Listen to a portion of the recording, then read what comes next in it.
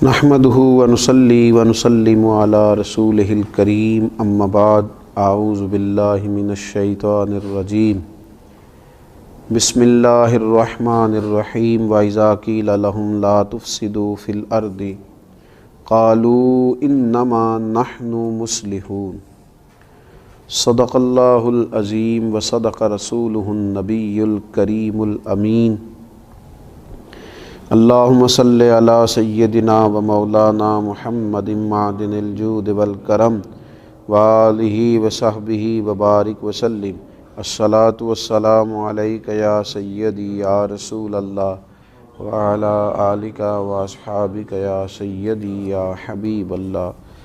حمد و صلاۃ کے بعد روحانی مسائل میں سے ایک بڑا مسئلہ ہوتا ہے تملق کا مسئلہ، چاپلوسی کرنا۔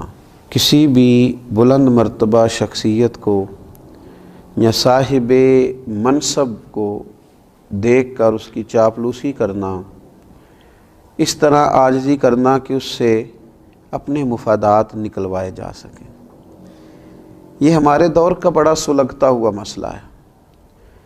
ہمارے ہاں تو جو زیادہ اچھی وزارت لینا چاہے اس کے لیے زیادہ اچھا چاپلوس ہونا ضروری ہوتا ہے۔ حضرت سعدی شیرازی رحمۃ اللہ علیہ فرمایا کرتے تھے کہ لکڑی کو گھن کھاتا ہے، بڑے لوگوں کو چاپلوسی کھا جاتی ہے، خوشامد کھا جاتی ہے۔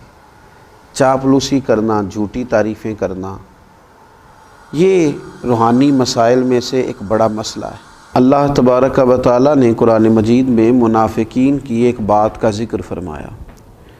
وَإِذَا قِيلَ لَهُمْ لَا تُفْسِدُوا فِي الْأَرْضِ، جب ان سے کہا جائے نا کہ زمین میں فساد نہ پھیلاؤ، قَالُوا إِنَّمَا نَحْنُ مُصْلِحُونَ، کہتے ہیں ہم تو سنوارنے والے ہیں، ہم تو صلح جو لوگ ہیں۔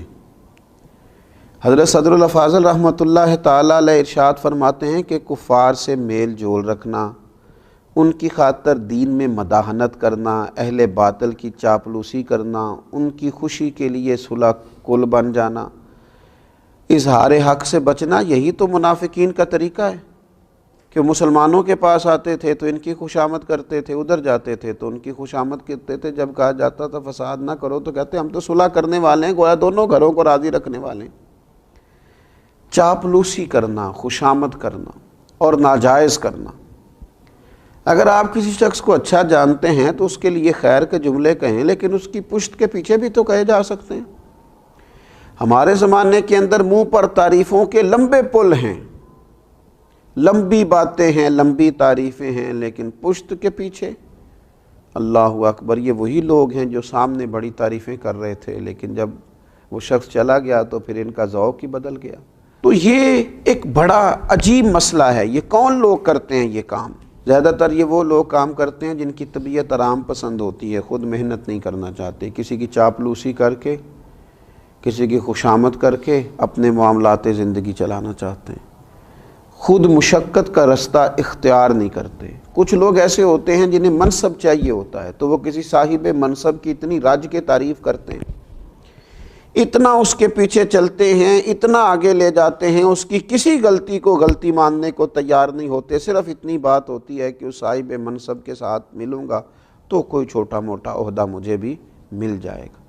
کچھ لوگ اس لیے چاپلوسی کرتے ہیں کہ انہیں شہرت کی ضرورت ہوتی ہے، انہیں چاہیے ہوتا ہے کہ میرا بھی نام ہو جائے، کسی بڑی جماعت کے نمائندے بن گئے، کسی بڑے آدمی کے نمائندے بن گئے تو اس کی جائز ناجائز ترجمانی کر کے وہ کیا کرتے ہیں، وہ اپنے لیے شہرت کا سامان اکٹھا کرتے ہیں۔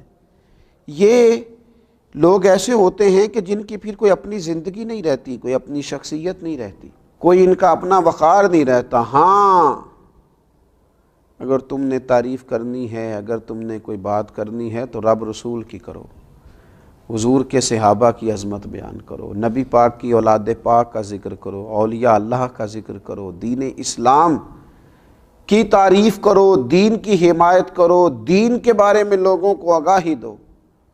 اور پھر ڈھیر سارے لوگ ایسے ہوتے ہیں کہ جب وہ کسی کی تعریف کر رہے ہوتے ہیں تو پھر انہیں اس کی تنقید بھی کرنی پڑتی ہے اس پر جو اس کا مخالف ہوتا ہے، اس کے دشمنوں کے بارے میں انہیں برا رویہ بھی اختیار کرنا پڑتا ہے۔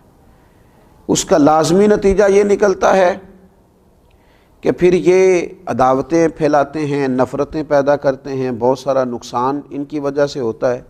بغض، کینہ، عداوت، ان چیزوں کو فروغ دینے میں یہ چاپلوس لوگ بڑا کردار ادا کرتے ہیں۔ تو اپنی زندگی میں بندہ وقار والا بنے۔ ہاں، کوئی شخص اگر صاحب کمال ہے، اس کی تعریف کی جائے، اس کے لیے خیر کا جملہ کہا جائے، لیکن اتنا جس حد تک کہ وہ ہے۔ بریلی شریف کے بہت بڑے بزرگ تھے، شیخ الحدیث حضرت مولانا تحسین رضا صاحب رحمۃ اللہ تعالی علیہ۔ مجھے کچھ ان پر لکھنے کا موقع مل رہا تھا تو میں نے لکھ دیا کہ حضرت تہجد کے وقت اٹھتے ہیں، تہجد پڑھتے ہیں۔ میری ان سے بڑی عقیدت تھی۔ تو حضرت صدر العلماء رحمۃ اللہ تعالی علیہ مجھے فرمانے لگے، مجھے فون آیا ان کا، کہنے لگے میں تہجد کی نماز نہیں پڑھتا، میں رات کو دیر تک مجھے مطالعہ کرنا پڑتا ہے، صبح چونکہ مجھے اسباق پڑھانے ہوتے ہیں تو میں رات ہی کو کچھ نوافل ادا کر کے لیٹتا ہوں۔ الحمدللہ سالوں بیت گئے ہیں، فجر کی نماز تو کیا جماعت بھی میری کبھی قضا نہیں ہوئی، جماعت سے فجر پڑھتا ہوں، لیکن تہجد میں پابندی سے نہیں پڑھ پاتا، میں اٹھتا ہوں۔ وہ بات لکھو جو خوشامد کے دائرے میں نہ جائے، جو ایسی نہ ہو جو خلاف واقعہ ہو۔ ہمارے بزرگ اس کو سختی سے ناپسند کرتے، سختی سے۔ ہم نے دیکھا کچھ مشائخ کو دیکھا، اگر کسی شخص نے مبالغہ آرائی کے ساتھ ان کی تعریف کی تو انہیں روک دیا، انہوں نے کہا نا بھائی میں اس منصب کا اہل نہیں ہوں، مجھے صرف وہ کہو اس منصب کا میں اہل ہوں۔ لیکن یہاں خوشامد ہے کہ بڑی لمبی چوڑی ہے۔ اللہ کے پیارے رسول صلی اللہ تعالیٰ علیہ وآلہ وسلم نے ارشاد فرمایا، جس نے کسی غنی کی، مالدار کے لیے، حضور فرمانے لگے جس نے کسی مالدار کے لیے عاجزی اختیار کی اور اپنے آپ کو اس کی تعظیم اور مال و دولت کے لالچ کے لیے بچھا دیا، صرف مال کی وجہ سے، دولت کی وجہ سے اپنے آپ کو اس کے سامنے بچھا دیا، تو حضور فرماتے ہیں ایسے شخص کی 2/3 غیرت اور دین کا آدھا حصہ جاتا رہا۔ 2/3 غیرت چلی گئی، آدھا دین چلا گیا، کیونکہ اس نے مالدار کے سامنے خوشامد کر دی، اس نے جناب اس کے سامنے اپنے آپ کو جھکا دیا۔ ہاں، ایک جگہ خوشامد کرنے کی اجازت دی میرے نبی پاک صلی اللہ تعالی، حضور نے اجازت دی۔ اللہ کے محبوب علیہ السلام فرمانے لگے، یہ بھی امام بہقی نے اس کو لکھا ہے، حضور علیہ السلام نے فرمایا خوشامد کرنا مومن کے اخلاق میں سے نہیں ہے، مگر علم حاصل کرنے کے لیے خوشامد کر سکتا ہے، اپنے اساتذہ کے لیے، اپنے مشائخ کے لیے، ان کی محبت میں کچھ ایسے کلمات کہہ سکتا ہے جس سے ان کا دل اس کی طرف مائل ہو اور اپنے سینے کے علوم سے اسے آگاہ کر دیں۔